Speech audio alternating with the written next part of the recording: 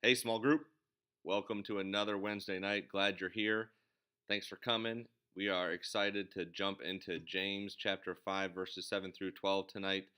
And really, the premise of tonight's conversation and study of Scripture is going to be sort of the opposite of last week. If you were here last week, James spoke to how rich believers, rich Christians, were abusing and using their wealth in the wrong way, that they were worshiping their wealth in ways that weren't healthy, that their wealth had become gods to them, and they were using their power from their wealth to actually cause more harm and damage to the people around them than good, and how they need to change that focus and understanding to not only be a blessing to everyone around, but also to experience God in ways that when you worship something else, you can't.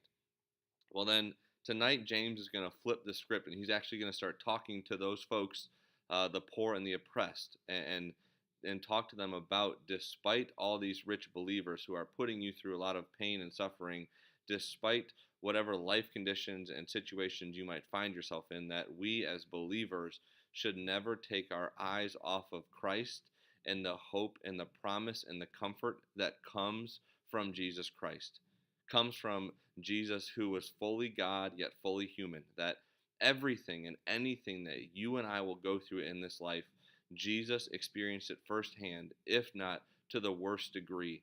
That there is nothing big, small, indifferent, minor, or major, long term or temporary suffering that someone else might say is no big deal, but to you might be a big deal. But to God, it is a deal that He's been through and He goes through with us, that He has defeated and conquered, and that we have the truth of the gospel, the Bible, that tells us that one day Jesus is going to come back and all is going to be restored, all is going to be made right, all is going to be made good again, that judgment and justice is coming to in the ways that things that we can't control and the things that we can't judge. God will do that on our behalf in His way and in His timing, but that we have a comfort that tonight you're going to explore one of the foundational truths of the gospel, of what it really means to be a believer, and the privilege and the perks of what our faith means is in light of our sufferings.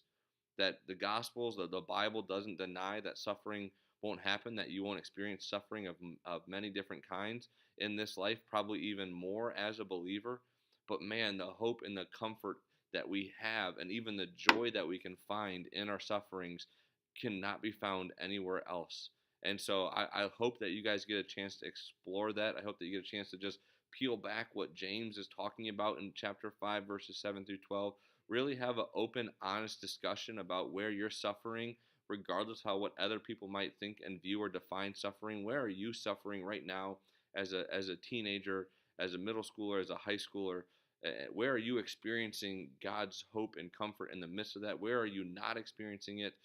Be open and honest tonight in your small group.